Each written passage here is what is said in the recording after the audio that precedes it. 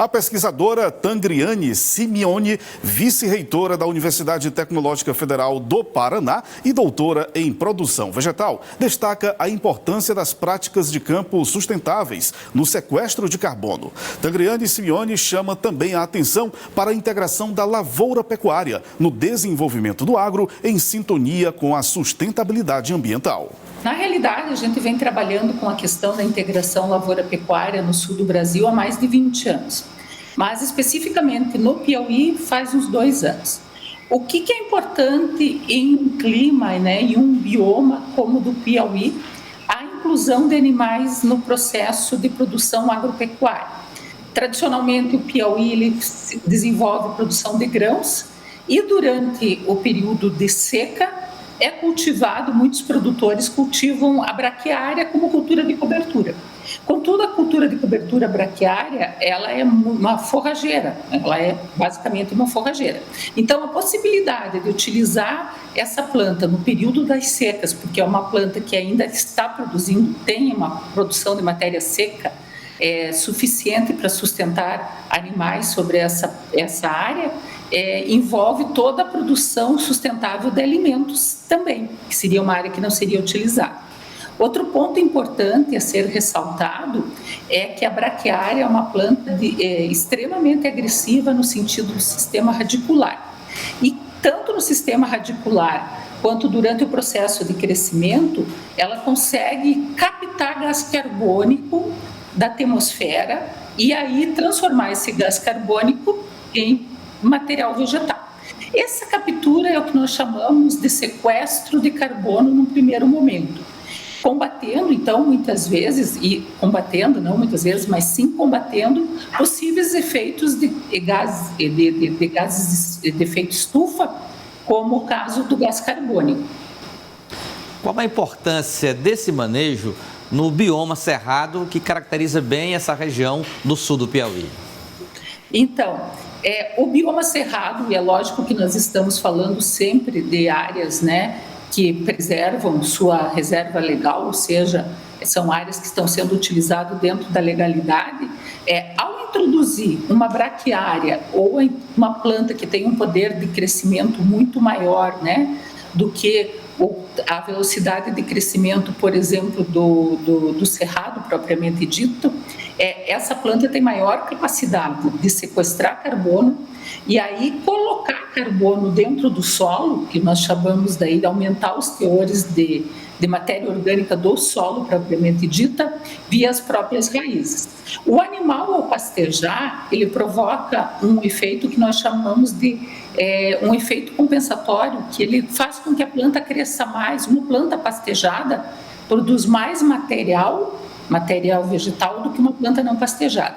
Nesse efeito compensatório, obviamente, produz maior quantidade de matéria seca sobre a parte aérea, sobre o solo, e as raízes também crescem mais.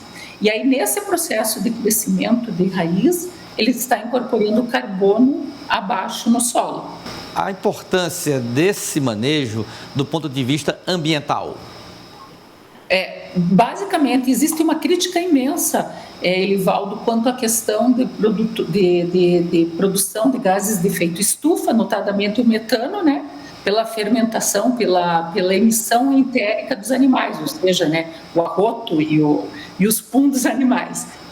Na realidade, o que acontece? Embora exista essa crítica, a compensação do crescimento da braquiária, sequestrando o gás carbônico e colocando esse gás carbônico dentro do solo, ele faz com que o sequestro seja maior do que a emissão. Então, na realidade, embora internacionalmente venha toda essa crítica de produção quanto à produção animal a pasto, nós entendemos que quando ele é feito, essa produção animal a pasto é feita de uma maneira correta, seguindo os preceitos técnicos, que seja não excesso de pastejo, não fazer com que a cobertura, com que a forrageira seja extremamente pastejada e fique baixinha, mas dentro dos preceitos técnicos, o sequestro de carbono, de gás carbônico, é maior do que as emissões feitas pelos animais, assim fazendo com que a carne produzida num sistema como esse do Piauí, a proposta nossa é que ele seja, né, uma carne verde, uma pequena pegada de carbono, nós falamos. Outro ponto importante a salientar é que, como o cerrado tem uma grande deficiência, né, o sistema natural tem baixos teores de fósforo e também tem muito alumínio, que é um elemento tóxico das plantas, aquelas plantas que estão crescendo no cerrado, elas estão adaptadas a essa condição.